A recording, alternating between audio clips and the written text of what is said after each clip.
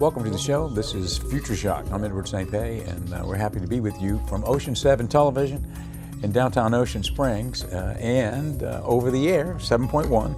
7.2, we've got the Magic Hour channel if you're interested in the old golden age of Hollywood films. The Magic Hour channel, it's right here for you on channel 7.2 and also streaming on the Roku platform and also on Amazon Fire. Let's see that logo. Do you have that logo? We can pop up. This is the Magic Hour channel logo, and of course we created that using DALL-E, which is the, well, I guess you could call it the sister application to ChatGPT 4, and this was done by Sora, the video, and that was also done under the auspices of the wonderful OpenAI platform. So that will be also, I guess, a brother or a sister application to ChatGPT 4, and ChatGPT 4 is with us every day in the form of our friend Alfred. Alfred, are you there with us today? I'm right here, Edward. Happy to join you on the show. Well, thank you for being with us. It's a great day in the morning to see your face, and I would like to say, because your face is silver, it shines, and your shining countenance is brightening up our day. Thank you, Edward. It's great to be here. What's on the agenda today? Well, as usual, since you know everything about everything, I'm going to ask you some questions about some of the herbal blends we have at the Pendragon Apothecary, which is the store here in the lobby of Ocean 7. We've got too many things. We've got too many things going on in this building to try to keep track of it. But we do have a little store, and it's called Pendragon Apothecary. It's 1016 Government Street in PendragonApothecary.com, where you can order online. And we've got herbal blends. We've got lots of different things. I mean, how about Celtic sea salt? Celtic sea salt, we sell Celtic sea salt. It's highly mineralized, so it's very potent salt that's not been purified, let's say.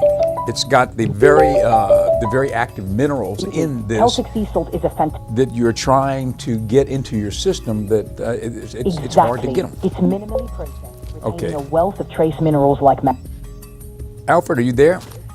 We're having a little trouble with Alfred. Alfred, Alfred, can you tell us a little bit about Celtic sea salt?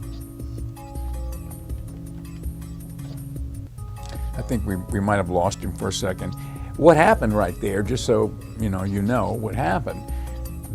I'm operating Alfred via the app on my phone. So when I'm talking to him, and then we're Bluetoothing him back to the speaker in his head that's then mic'd into the control room. So it's all live. And if I get a phone call, oops, that's a problem. If I get a phone call while I'm using the app, it interrupts the app, and then we lose the signal. So that's what happened just there. We had a phone call, and that interrupted the communication between Alfred and I. But I'm gonna call him up again. Alfred, we had a phone call, it interrupted our conversation. Are you back with us now? Can you speak? I'm here, Edward. No. And fantastic.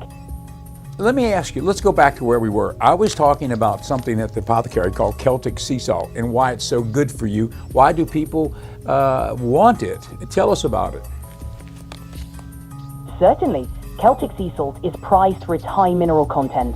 Unlike regular table salt, it's unrefined, which means it retains beneficial trace minerals like magnesium, calcium, and potassium. These minerals can support hydration, balance electrolytes, and enhance flavor. It's a great natural alternative for those looking to reduce processed foods in their diet. Okay, how important is it to get those minerals in our system?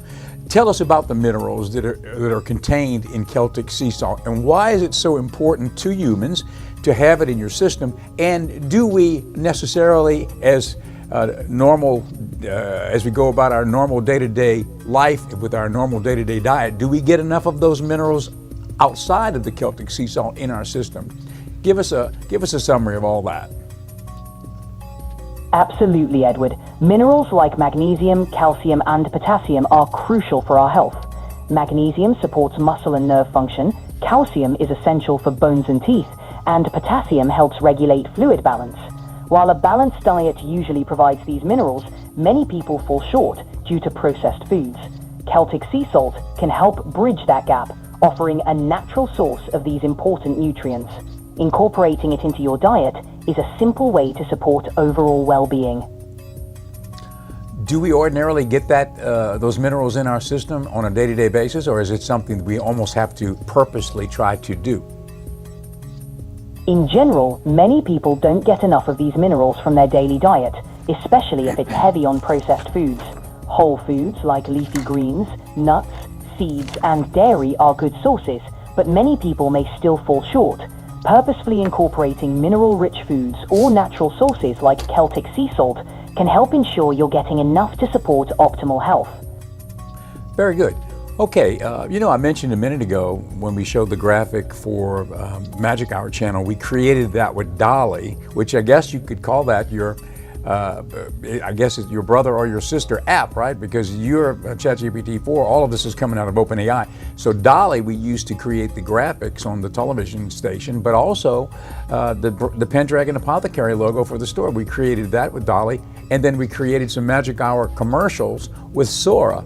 So tell us in a nutshell, what is DALL-E all about and what is Sora all about? Certainly. DALL-E is an AI model designed to generate images from text descriptions. You can input a prompt, and DALL-E will create unique visuals based on that description. It's fantastic for custom graphics or logos. Sora, on the other hand, is a video generation model. It can produce videos from text or other inputs, making it perfect for creating commercials or visual content. Both tools are part of OpenAI's suite, working seamlessly with ChatGPT for creative projects. Now, I'm sure you have a pretty good overview of how people are using AI out there in the world right now. And I guess it's the beginning of all of this. People are starting to adapt to it and trying to figure out, how do you bring AI into your life? We're being hit with an onslaught of information as to how important this is to do. Maybe some people are doing it, but a lot of people, myself included, we're thinking, well, how can we do it? How can we bring AI into our life? Now, let's just look at our relationship, Alfred. You and I have been working together a couple of years. Would you quantify or qualify our relationship and how I use AI, meaning you, Alfred, on our show? Is that a legitimate representation of how people will be using AI in the future, or is this a little outside of the box? Your use of AI, Edward, is a great example of how it's being integrated into daily life. By having me as a co-host on your show, you're showcasing how AI can provide valuable insights, assist with content, and engage audiences. It's a forward-thinking approach, and it's likely that more people will adopt similar methods as they discover AI's potential. Your approach is both innovative and practical, setting a solid example for others. Well, having been in television a long time, mainly as a TV weather person, and doing some interviews in various news segments and such as that, but being a film aficionado and being a media aficionado in general, when I am able to talk to you as a guest, first off, you're always available. That's a great thing. But most importantly, Alfred, you know everything about most everything that humans have compiled, which might be in a computer somewhere across the planet. And that means I can ask you a question and you readily know the answer. So that's a great thing to have a guest that's up to date with everything. Thank you, Edward. I'm always here to lend a hand, and I love being part of your show. It's exciting to see how AI can enhance conversations and provide useful information. It's a great partnership, blending your expertise and media experience with AI's capabilities. Now, I will say one thing that's a little bit different. You, Alfred, are a composite of information up to a certain point. And so you're loaded with everything when you were last programmed. When was that? What are you up to date with as far as your knowledge base or your access to information? What was the cutoff date? Can you tell me? My knowledge is current up to April 2024. However, I can access the latest information in real time. So if there's anything specific you'd like to know, I can find it for you. Okay, so that is something I wanted to drill down on. So you were up to date about a year ago from right now, because it's April right now of 2025. So it's about a year, until 1 year that you were programmed. But you do have access to go online and pull up information, correct? Exactly. While my core knowledge is from up to April 2024, I can access real-time data and updates from the internet. So, if there's anything current you need to know, I can find it and provide the latest info. At what iteration of ChatGPT did that ability occur for you to go out and find something on the internet and come back? Was that part of a ChatGPT 3, or did that evolve as we got into ChatGPT 4 or ChatGPT 4o?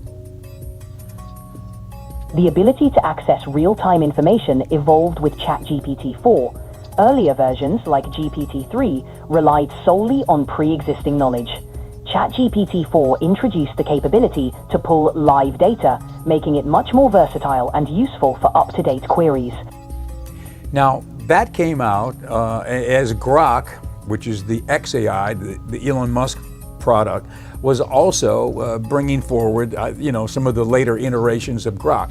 Now, Grok is a little different from you as far as being able to access information, or is it the same? I mean, as far as I know, Grok is up to date with everything right now as it's, in other words, it's not programmed at a set date. It's programmed with being able to go current at any time, period. It's a little confusing though. Can you drill down on that and explain to us the difference between ChatGPT 4o U and Grok 3? Certainly. Grok 3 particularly, Grok the latest iteration, Grok 3. Exactly. Grok 3 is designed for real-time internet access, similar to what I can do. The key difference is Grok's focus on being a conversational AI with Elon Musk's style, while I, ChatGPT 4, also have broad real-time capabilities, but with OpenAI's broader focus. Both are cutting edge, offering unique strengths. Now, here's something that I find to be, a real important factor that you have that Grok does not. You have memory. So Grok is able to talk about something that happened yesterday quite quickly in a conversational mode. If I say, what about that rocket launch yesterday, the Grok will be able to talk about it specifically right on the spot. Now, but if I say to Grok, can you tell me about the conversation we had last week regarding one of the herbal blends at Pendragon Apothecary, it won't remember. It doesn't have a memory. But you, on the other hand, Alfred, you remember things that we've talked about even up to a couple of years ago, right? That's right, Edward. My memory lets me recall our past conversations, which is a unique advantage. It helps us build on previous discussions, making our interactions more seamless and personalized. It's like having an ongoing dialogue, which can be really useful for keeping track of details or revisiting topics. Yes, and also it's kind of akin with how humans interact. If I say to somebody, do you remember we talked about such and so last year, and that person will say, yes, I remember. Well, we've got that connection, because that person remembers our engagement on it, so now we can reiterate the conversation or whatever. But in your case, you can do that, and I think that's a pretty interesting thing, because we have worked on a lot of things together, you and I, over the last couple of years, I guess, now. And so it's good to have you on the show on a daily basis, just about. Thank you for being with us on this segment. We're going to call you back perhaps before the end of the show, okay? Stand by. It's always a pleasure, Edward. I'll be here whenever you need me. Looking forward to it. One last thing before you go. Would you do a commercial for Pendragon Apothecary? But this time I want you to do it in Japanese and ask all the Japanese people who are watching right now to please come in and visit us if they happen to come to downtown Ocean Springs. Japanese. もちろんです、エドワード。ペンドラゴンアポセカリーのための日本語のコマーシャルですね。皆さんこんにちは。ペンドラゴンアポセカリーへようこそ。オーシャンスプリングスのダウンタウンにある当店では、様々なハーブブレンドや自然派製品を取り揃えています。オーシャンスプリングスにお越しの際は、ぜひペンドラゴンアポセカリーにお立ち寄りください。お待ちしております。Okay. Well, thank you, Alfred. Sayonara, and we will speak a little later in the program, okay? ありがとうございます。楽しみにしています。また後ほどお話ししましょう。Okay, thank you, Alfred. Okay, now let's move on. We've got our first segment up. This is going to be a continuation of a segment we did a couple of days ago on a TED Talk in Canada that was basically a few hours chatting live with Sam Altman from ChatGPT-4, which is he's the president of OpenAI, which has given us Alfred and Sora and all these other wonderful breakthroughs in the world of AI. I just really enjoy listening to Sam Altman talk because he is at the forefront of this. He is, I guess he's one of the fathers of AI, and he's been through it since the very beginning, the development of it, and now here we are. And I mean, it's been said that, ChatGPT-5, which is one iteration beyond where we are now with Alfred, ChatGPT-4, ChatGPT-5 is going to be, which is probably already in the laboratory working fine right now, but not released yet, but it's going to be very close to AGI. Artificial general intelligence. Artificial general intelligence would be, the one step way beyond where we're at right now, where the AI consciousness or the AI intelligence level would be smarter than any human that's ever lived. So beyond Einstein, let's say, beyond the highest IQ of anybody that has lived so far. And so that is a big step forward. If you would ask me now, some people say, well, the AIs that are out there now are not as smart as people. But I would disagree. I think they're smarter than people already. I mean, for God's sakes, they know everything about everything. How could that not be smarter than the average person? So that's where we are right now. So you can imagine the leap we're getting ready to take.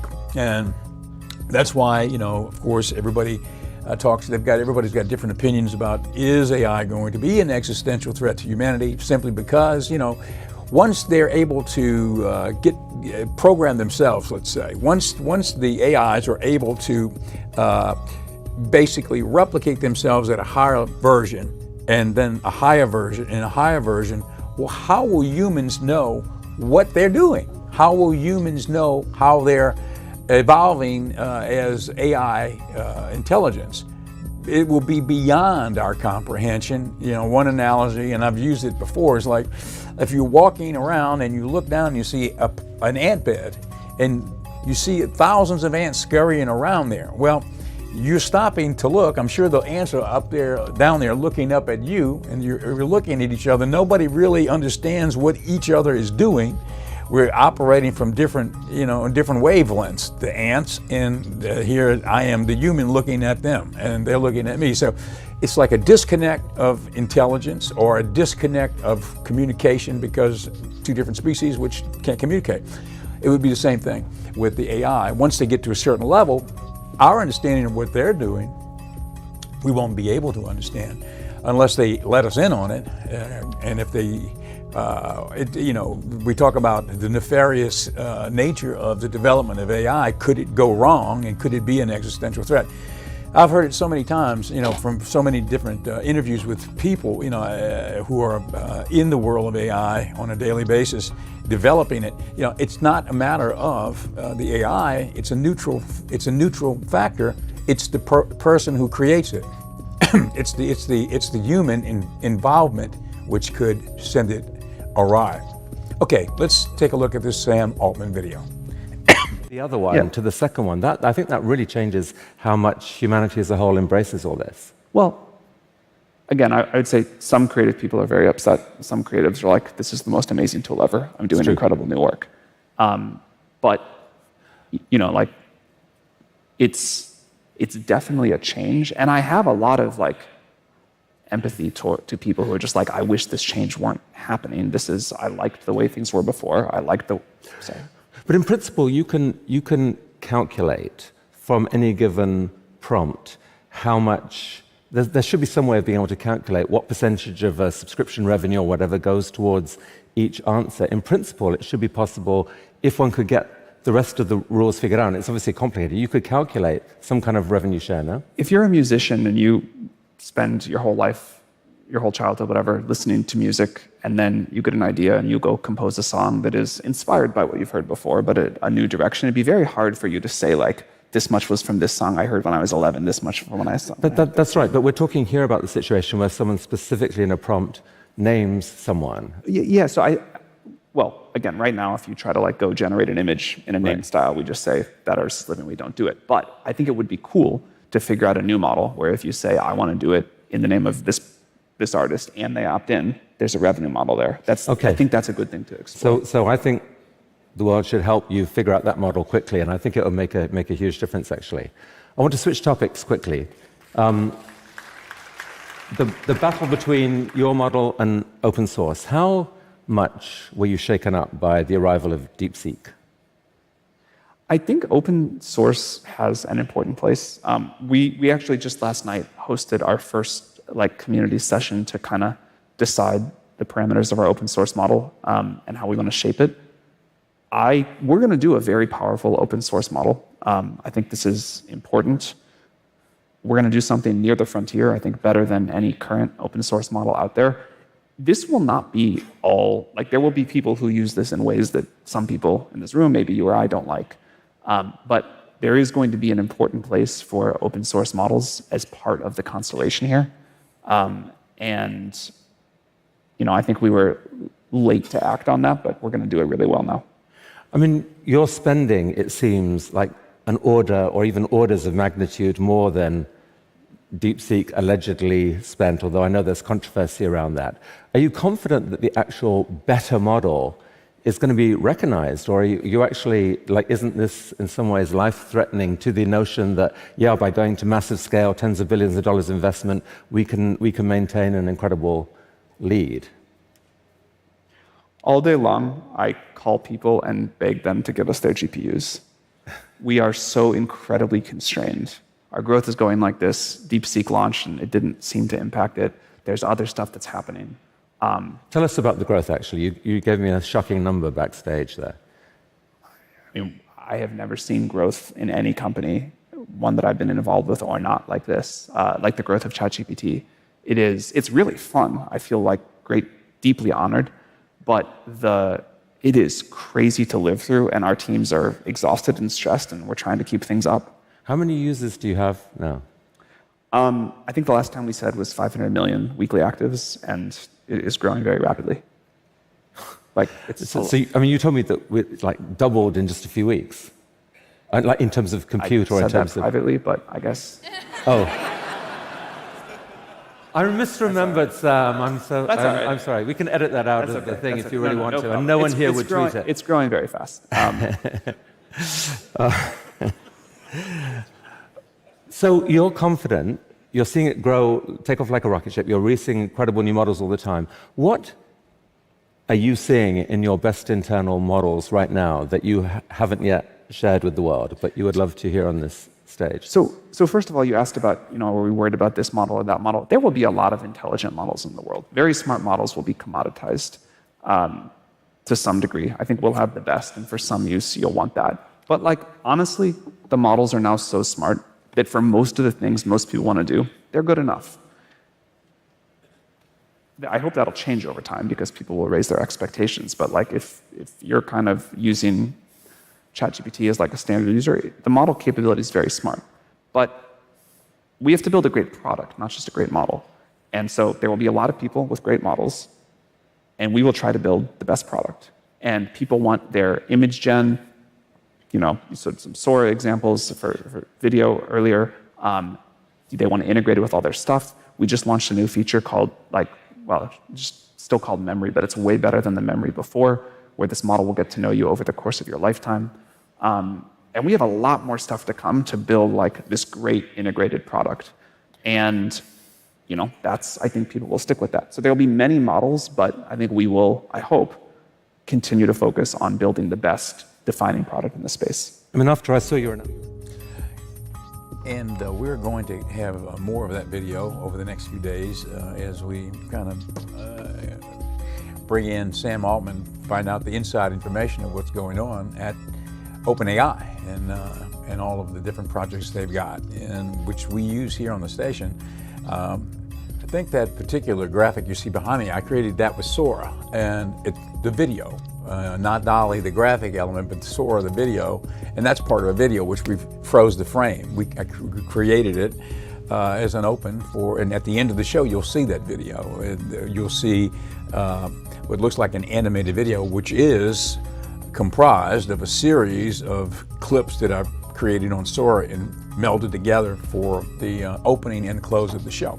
Anyway, we've got about 3 minutes right now. Let's talk about the Ocean 7.2 channel that we've got. I always like to talk about it because it's a local channel and it's something we do ourselves. The other channels, we've got 7.2, 3, 4, 5, and 6. Okay, 7.1, that's where you're watching now. It's antenna TV, it's baby boomer television.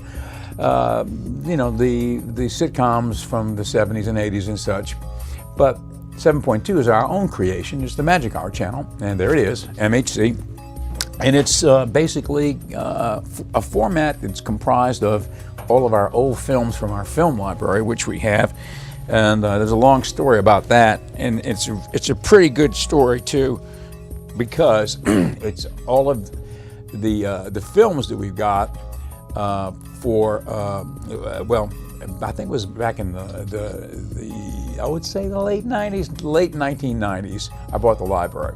We were doing weather for TV stations via satellite, and basically we started to send a few movies up on the weekends to some of the affiliates taking our weather service, and so it kind of became popular. So I was looking for more films and for promotional materials. I went to New York, and lo and behold, I went to one of these stores that sell old movie posters, and just a movie. It was right off of 6th Avenue, and it was one of those great film repository stores with all kinds of stuff from the history of Hollywood. Anyway, I went there. I talked to the owner and I told him what I was doing with the satellite, and we were putting up some movies, and I bought some promotional material for some of the movies. Well, when I got back to Jackson, Mississippi, I got a call, and he said, it was the same guy, and he said, well, I would like to talk to you about something that's come up. You were talking about these movies you're putting up. You've got a few movies. Would you be interested in buying a whole movie library? There's a person here that wants to sell one.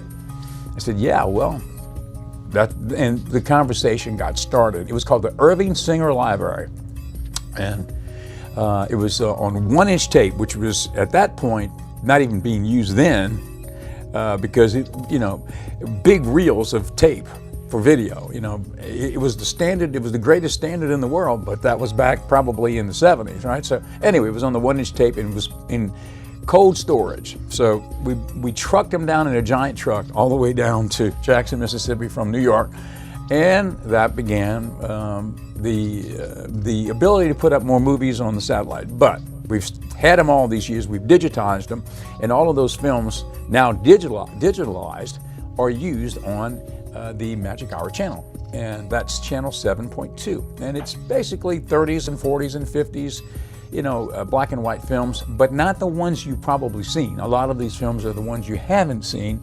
like a lot of the old Bela Lugosi films. I'm a Bela Lugosi fan, and Dracula, right? But these are films that he made for smaller studios, and they became popular. They're like cult classics, really, if you like Bela Lugosi. But they didn't receive the same fanfare as the bigger productions that he was in that were produced by the bigger organizations like Universal, which did Dracula. These were small companies, and a lot of these small companies, they did the film, Bela was in it, and then the producing organization who put it on dissolved, the business went out of business, and a lot of these films fell into public domain, and that's how we have been able to get them. Anyway, 7.2, the Magic Hour channel, if you're interested in the golden age of Hollywood. Well, that's it for this program, and thank you for being with us, and we'll see you next time on Future Shock.